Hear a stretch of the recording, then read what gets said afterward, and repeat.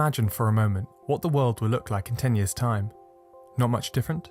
What about 50 or 100 years from now? In this future world, what will our cities look like? How will you travel to work, school or college? And what kind of new technologies will we have at our disposal? What will the planet look like? And will we be any happier than before?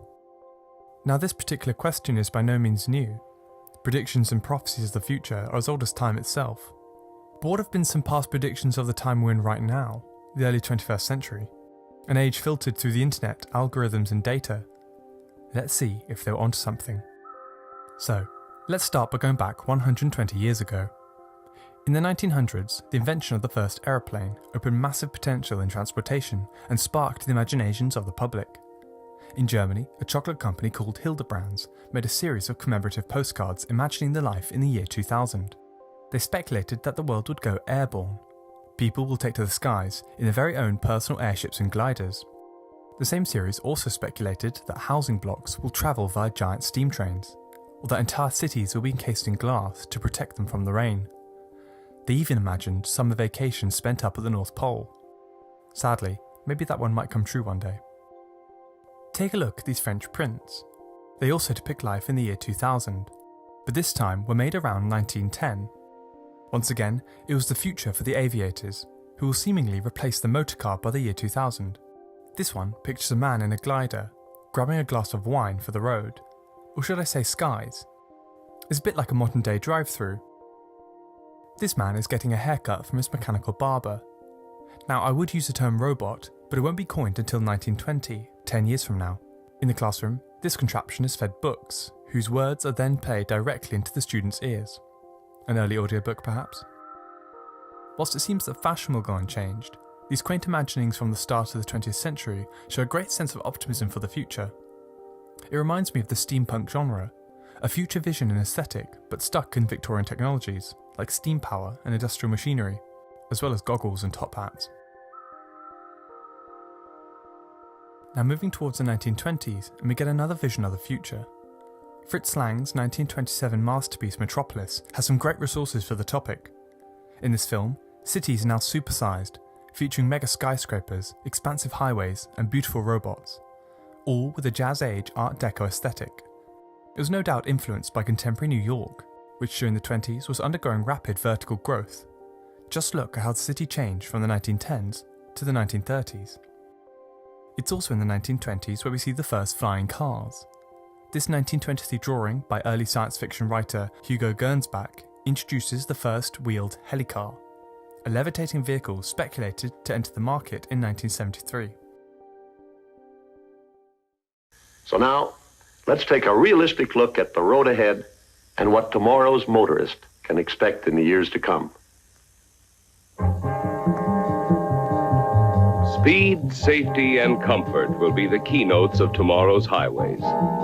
A multicolored highway system may enable the motorist to reach his destination by following the correct color strip.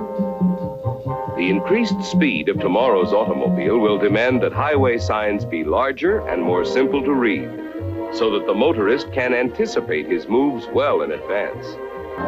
If visibility is poor, our windshield becomes a radar screen, showing the outline of objects ahead.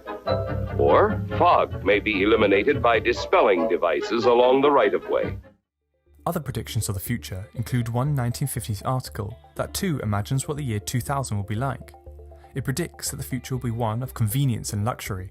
This picture phone will allow us to buy products from a screen and have it delivered without leaving the home.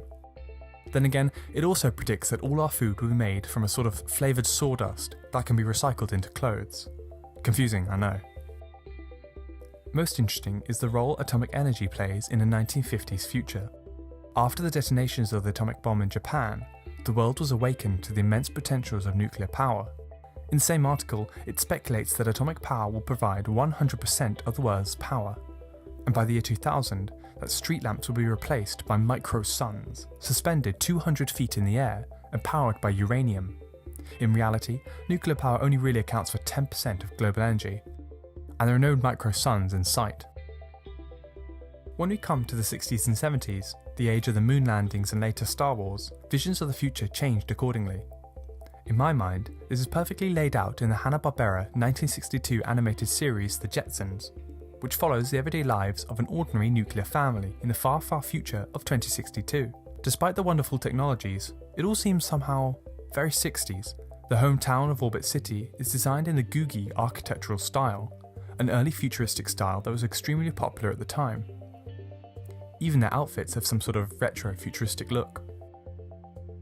By the end of the 60s, once the space race reached a climactic head in the Apollo moon landings, many predicted that mankind will soon reach Mars in the next 50 years. And as the 70s came and went, the dream of space colonization continued. This NASA video imagines that by the year 2000, humans will have begun to colonize space, opening a permanent settlement on Mars. Take a look. This is Taurus, the concept that has evolved from the work of these teams of scientists and engineers. They believe the huge space colony could be built before the year 2000. From dairy farms to manufacturing, the concept of living and working in space is a possibility with existing technology. That new space home, located 250,000 miles from Earth, would even have a far-out address. In the 80s and 90s, as personal computing and home technology were just getting underway, our imaginations for the future changed once again. In Back to the Future 2, the 1989 movie about time travel, Doc and Marty visit Earth in 2015.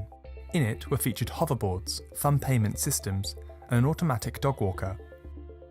Yet a bleaker imagining comes from 1984's The Terminator, predicts a future in which rogue technological giant Skynet takes over the world. It's just one of a slew of predictions about the dangers of oncoming technology.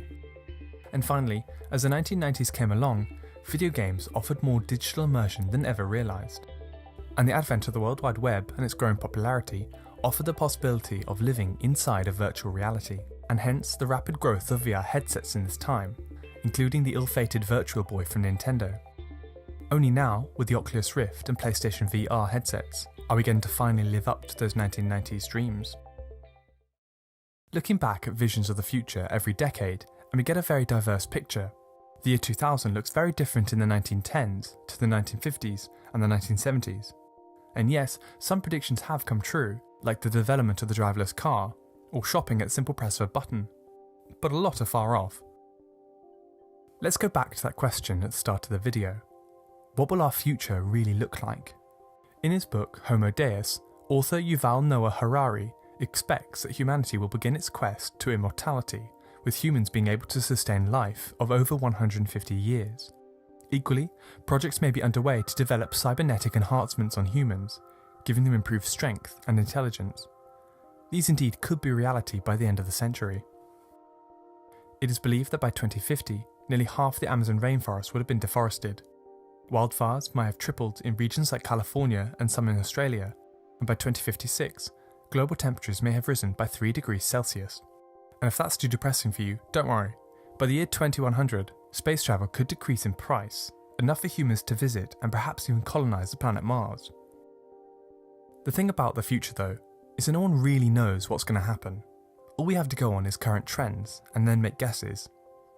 But as we've seen, each present moment imagines a future with themselves clearly in it, taking advantage of the newest technology of the day to its furthest limits. The 1910s saw a future with a newly invented aeroplane taking centre stage.